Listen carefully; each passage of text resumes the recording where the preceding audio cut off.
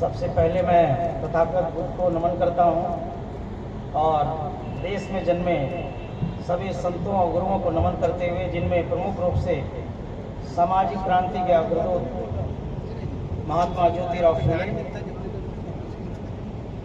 पहली शिक्षा क्रांति के अग्रदूत माता सावित्रीबाई फुले, आरक्षण के जनक छत्रपति साहूजी महाराज, आधुनिक भारत के निर्माता, नारियों की मुक्तिदाता बोधिसत्व बाबा साहब डॉक्टर भीमराव अंबेडकर, आदरणीय आज के इस सभा के मुख्य अतिथि, आप सभी के बहुत ही प्रिय और एक बहुत ही तेज तरार उच्च अधिकारी principal general manager Subhash Chandra ji, इस सभा में उपस्थित विशेष अतिथि बाबा साहब डॉक्टर भीमराव अंबेडकर को अपनी आंखों से देखने वाले, उनके साथ बैठने वाले, मानवर कांसीराम के साथ पूरी जिंदगी अपनी बिताने वाले माननीय अजीत गौतम साहब, हमारे सेवा बीएसएनएल के deputy general secretary Vijay Pal ji, सेवा यूपी के सर्कल प्रेसिडेंट बलबीर जी, सर्कल सेक्रेटरी विकास Gautam ji, circle finance secretary चक्रवर्ती जी, इस सभा में उपस्थित हमारे सीनियर ऑफिसर्स, भाइयों एवं बहनों, मुझे बहुत खुशी है कि गाजियाबाद एसएसए या बीए हर साल बाबा साहब डॉक्टर भीमराव अंबेडकर की जयंती बहुत ही धूमधाम से मनाता है और यहाँ की जो व्यवस्था है बहुत अच्छी व्यवस्था रहती है।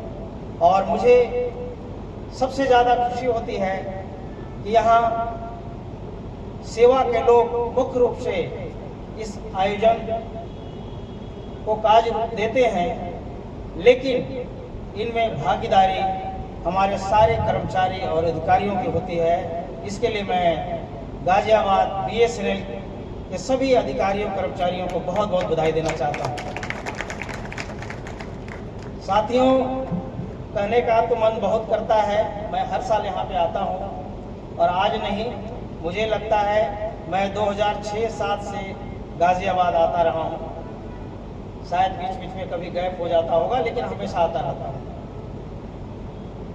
देखिए, आज यहाँ माननीय अजीत गौतम साहब जो बैठे हुए हैं 86 साल की उम्र में, आप देखिए बहुत सारे हमारे साथी यहाँ बैठे हुए हैं रिटायरमेंट के बाद, और उनकी ऊर्जा को देखिए और इनकी ऊर्जा को देखिए, तो इन्होंने सही डिफाइन किया है कि इनका सेहत का राज क्या है। और इनकी जो सोच है, मैं इनकी सोच को सलाम करता हूँ।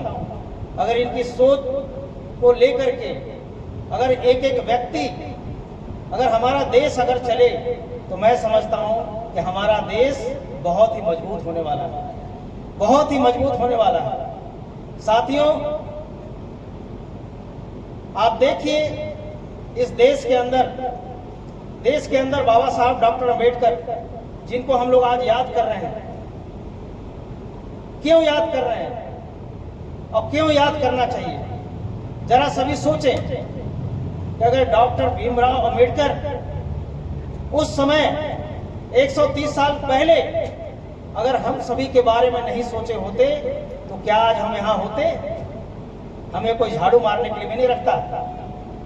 आप सबको पता है, पुरानी बातों को मैं नहीं दोहराना चाहूंगा, लेकिन बाबा साहब डॉक्टर अंबेडकर ने अपने जिंदगी के वो सारे लम्हे हम लोगों के लिए लगा दिए। अपने 4-4 बच्चों की कुर्बानी दे दी, अपनी पत्नी का कुर्बानी दे दिया हमारे लिए। लेकिन आज क्या बीएसएनएल के अंदर क्या इतने ही लोग यहाँ पे हैं? इस एक्सचेंज के अंदर इतने ही लोग हैं? कुछ तो बाहर से भी आए हुए हैं, हमारे रिटायर साथी भी आए हुए हैं, सारे यहाँ बैठे हुए हैं, लेकिन यहाँ आने की उनको जरूरत नहीं महसूस करते, आने की फुर्सत नहीं होती, आने की सोच नहीं है। जरा वो सोचें कि अगर बाबा साहब नहीं होते तो आज ऑफिसों में बैठ करके ये आप इस तरह से नौकरी नहीं कर रहे होते। अगर बाबा साहब की जो विद्वता थी, बाबा साहब की जो महानता थी, उस विद्वता के कारण बाबा साहब इस देश क्या दुनिया के किसी भी देश के प्रधानमंत्री और राष्ट्रपति भी बन सकते थे। प्रधानमंत्री राष्ट्रपति भी बन सकते थे, किसी भी यूनिवर्सिटी के डीन और वहां के एचओडी प्रोफेसर बन के रह सकते थे, किसी विभाग को संभाल सकते थे, क्योंकि बाबा साहब डॉक्टर अम्बेडकर एक विलक्षण प्रतिभा के धनी थे, व्यक्ति थे। बाबा साहब एक सिर्फ भारत के संविधान को ही नहीं लिखा, बाबा साहब एक बहुत ही बड़े ज्यूरिस्ट थे। बाबा साहब बहुत ही बड़े इकोनॉमिस्ट थे। आप सबको पता है कि भारत देश के अंदर जो आरबीआई बना हुआ है, बाबा साहब डॉक्टर अम्बेडकर के उस किताब में जो लिखी हुई बात है उसके मुताबिक, उनके सोच के मुताबिक आरबीआई भी बनी है। सभी लोग सेलिब्रेट करते हैं उस दिन को। आज इतने बहुत बड़े बड़े डैम, भाखड़ा नांगल डैम और भी हेमकुंड डैम सारे बने हुए बाबा साहब डॉक्टर अम्बेडकर विजन के मुताबिक बने हुए हैं।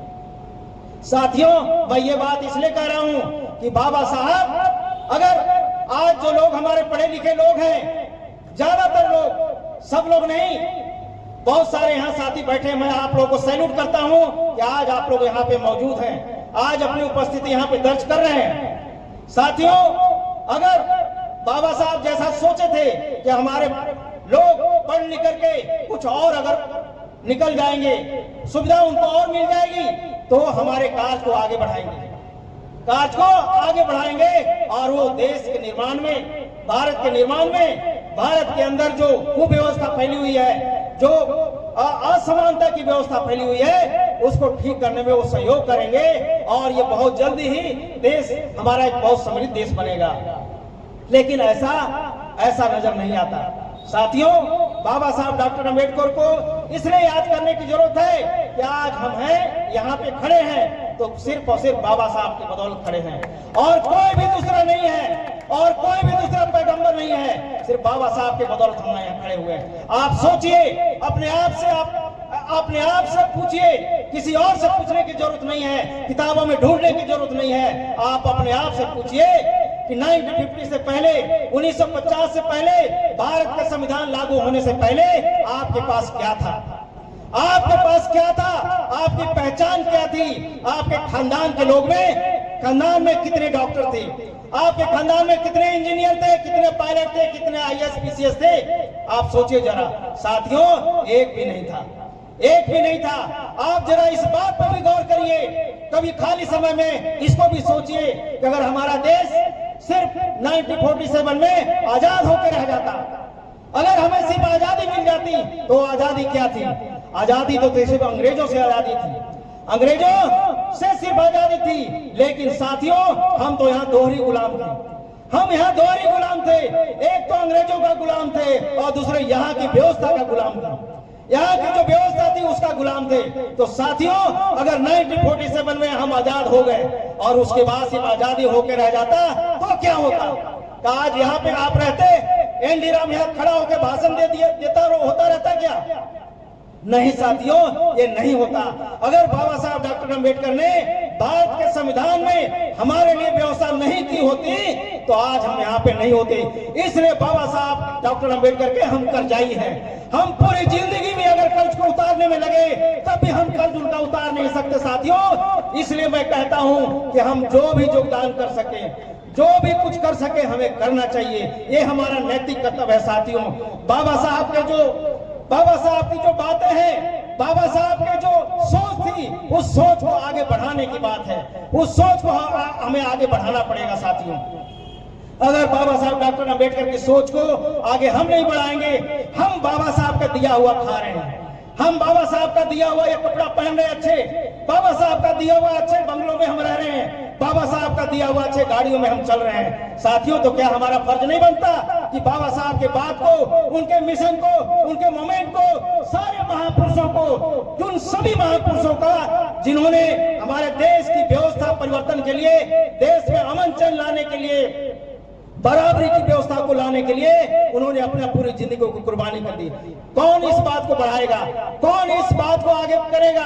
कौन इस सोच को आगे बढ़ाएगा? साथियों, ये हमारा नैतिक कर्तव्य है। साथियों, अभी हमारे अजीत गौतम साहब ने कहा कि जब 1913 में डॉक्टर अम्बेडकर पहली बार कोलंबिया यूनिवर्सिटी में गए तो उन्होंने उसी दिन डिसाइड कर लिया, और ये बाबा साहब डॉक्टर अम्बेडकर का पहला संकल्प था कि उन्होंने ये डिसाइड किया। साथियों, उनका दूसरा संकल्प, बाबा साहब डॉक्टर का दूसरा संकल्प जो है कि आप सबको पता है 23 सितंबर 23 सितंबर 1917 को बाबा साहब ने लिया था। जब बाबा साहब पूरी पढ़ाई लिखाई करने के बाद, सारी डिग्रियां विदेश से लेने के बाद, बड़ौदा नरेश के जो समझौता था, क्योंकि बड़ौदा नरेश ने बाबा साहब को हेल्प किया था, स्कॉलरशिप दिया था, उनके स्कॉलरशिप से बाबा साहब की अपनी बात क्षमता नहीं थी कि विदेश जाके पढ़ सके। वहां के जो बड़ौदा नरेश ने बाबा साहब को हेल्प किया था, और उसके बाद एक एग्रीमेंट था कि आकर के अपना वहां पे उनको सर्विस देंगे। लेकिन आने के बाद बाबा साहब के साथ जो भेदभाव हुआ, आप सबको पता है, मैं दोहराऊंगा नहीं कि क्या भेदभाव उनके साथ हुआ। उनके साथ जानवरों से भी बदतर व्यवहार किया गया, जानवर से बदतर। ऑफिस के अंदर फाइल को ऐसे फेंक कर दिया जाता था, पानी पीने नहीं दिया जाता था, और इस तरह से अपमान हुआ। तो बाबा साहब वहां बैठ करके बड़ौदा में वहां पे उनको जहां रहते थे वहां से उनको निकाल दिया गया। एक पेड़ के नीचे, बट वृक्ष के नीचे बैठकर बाबा साहब बहुत रोए, और उसी दिन उन्होंने संकल्प किया कि हमारे जैसे इंसान, इतना पढ़ा लिखा इंसान, जो कि आज हमारे मुकाबले में कोई भी इतना शिक्षित यहाँ पे इंडिया के अंदर नहीं है, कोई भी इतना पढ़ा लिखा नहीं है, जब हमारे साथ ये व्यवहार हो रहा है तो हमारे दूर दराज गांव में बैठे हुए जो लोग हैं, हमारे आम लोग हैं, उनके साथ क्या व्यवहार हो रहा होगा। उसी दिन बाबा साहब ने डिसाइड कर लिया। ये बाबा साहब का दूसरा संकल्प था कि मैं अब इस देश में ही रहूंगा, और इस देश में रहकर हम अपने लोगों के लिए काम हम करेंगे, और आज के बाद हम नौकरी नहीं करेंगे। साथियों, ये बाबा साहब डॉक्टर ने, और वही संकल्प का नतीजा है कि बाबा साहब डॉक्टर अम्बेडकर ने अपने पूरी जी जान लगा दी भारत का संविधान लिखने में। ये भी आप सबको पता है कि लोग कहते हैं कि संविधान बनाने में और भी लोग थे, 7 लोग थे, लेकिन आप पढ़े लिखे लोग हैं, आप हिस्ट्री में देखिए, आप लोग किताबों में देखिए, आप उसको सबूत निकालिए कि और लोगों का कितना योगदान है। बिल्कुल 7 लोग थे, बाबा साहब ड्राफ्टिंग कमेटी के चेयरमैन थे, और भी मेंबर थे, लेकिन साथियों सबकी 6 लोगों की 6 दशा थी, 6 स्थिति थी, और किन्हीं भी लोगों ने सही योगदान नहीं दे पाया, समय नहीं दे पाए। 2 लोग बीमार थे, एक का डेथ हो गया, कोई 2 विदेश में जाके बस गए, 1-2 लोग दूर रहते थे, अकेला बाबा साहब रह गए। बाबा साहब डॉक्टर अम्बेडकर ने इस देश का संविधान बनाने में अपने उम्र के 10 साल कम कर दिए। जितने आप सबको पता है कि बाबा साहब डॉक्टर अम्बेडकर, उनको शुगर की बीमारी थी, और भी बहुत सारी बीमारियां थी, और इस देश का संविधान लिखने के समय वो सारी बीमारियों से ग्रसित हुए। तो कहने का मतलब कि बाबा साहब डॉक्टर अम्बेडकर ने अपनी जिंदगी को भी दांव पे लगा दिया। 65 साल की उम्र ही क्या होती है, बाबा साहब 65 साल की उम्र में हम सभी के बीच से विदा हो गए, हम सभी के बीच से विदा हो गए। हम लोगों के लिए उन्होंने अपनी उम्र कम कर दिया। साथियों, तो क्या हमारा यह फर्ज नहीं बनता कि बाबा साहब के मिशन को, मूवमेंट को, बाबा साहब के विचारों के, सारे महापुरुषों के विचारों को हम आगे फैलाएं। साथियों, तो साथियों, मैं कुछ और ज्यादा नहीं बोलूंगा, बोलने का मन तो बहुत कर रहा है, लेकिन समय जो है, समय इजाजत नहीं दे रहा है। हमारे सेक्रेटरी साहब ने पहले ही मुझे इंस्ट्रक्शन दे दिया है, सर्कल सेक्रेटरी के सर 10 मिनट से ज्यादा नहीं बोलना है। तो मैं उनकी बात को मानते हुए, सम्मान करते हुए और समय को देखते हुए मैं ज्यादा कुछ नहीं कहूंगा। मैं यही कहूंगा कि एक देश के अंदर, इसके देश के अंदर एक चीज है, वो भारत का संविधान।